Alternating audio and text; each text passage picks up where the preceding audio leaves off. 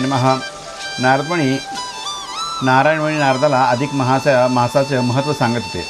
त्यात अनेक कथा सांगितल्या. ते पुढे म्हणाले, राजा गुणसुंदरीसह वनात गेला. तेथे अधिक मास प्राप्त होताच पुरुषोत्तमाच्या प्रीत्यर्थ कडक व्रताचरण त्याने केलं.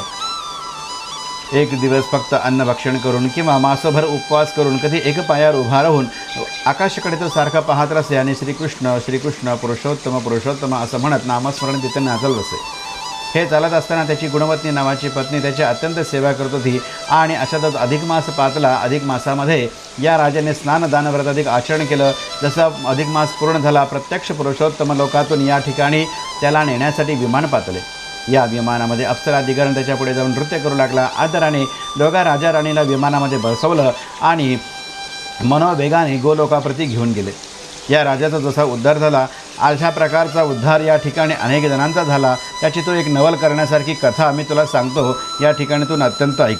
एकदा एका वानराकडून पुरुषोत्तम मासामध्ये नकळत स्नान आणि उपवास घडल्या.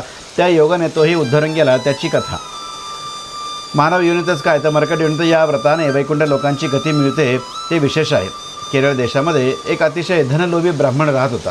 हा ब्राह्मण अत्यंत लोभी, एक कवडीही कोणाला देत नसे. भिक्षा मागून जे काय मिळायचं त्यातून धनार्जन करायचं.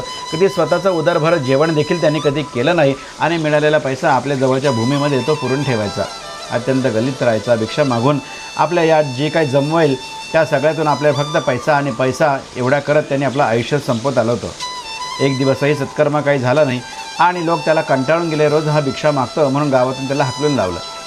त्याचा एक माळी मित्र होता. तो त्याच्याकडे राहण्यासाठी गेला आणि विचार करू लागला की हे माळ्या, गावातून मला सगळ्या लोकांनी कंटाळून बाहेर काढलं आहे आणि आता मी तुझ्याकडे राहू काय. तेव्हा माळ्याने म्हणाला, जर काम करशील तर मी तुला राहण्यासाठी वेळ देईन. या ठिकाणी माळ्याचं सांगितलं तसं काम तो ब्राह्मण अतिशय आनंदाने करू लागला. त्याचा तो विश्वास पाहून माळ्याने देखील त्याच्यावर भरपूर विश्वास टाकला आणि एक दिवस राजकारभारामध्ये आपण जमवून काहीतरी कार्य करावं अशा उद्देशाने तो राजाकडे गेला. इकडे त्याच्यावर भार सोपवल्यामुळे तो निश्चिंत झालेला आणि हा देखील आता आपल्याला कोणी विचारणार नाही म्हणून या बागेतील फळं तोडून खायचा, उरलेले फळं विकून टाकायचं आणि त्यांनी जे काही पैसे मिळतील ते देखील आपला धनसंचय करत तो वाढवत राहिला. एक दिवस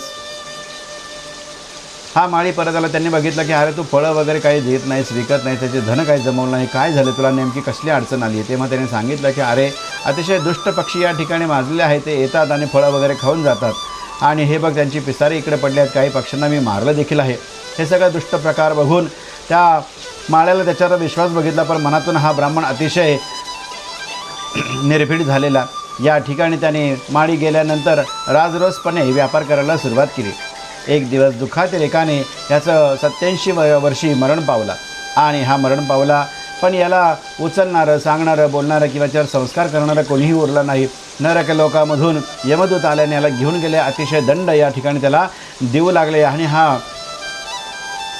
ब्राह्मण वेळोवेळी पश्चात्ताप करू लागला की या पवित्र अशा भरतभूमीमध्ये माझा जन्म झाला, अत्यंत पुण्यपावन या भूमीमध्ये जन्मून देखील मी काहीही पुण्याचरण केलं नाही, न दान केलं, न स्नान केलं, न व्रत केलं, न कशा कुठल्या गोष्टीचं आचरण केलं, न तप केलं, न जप केला.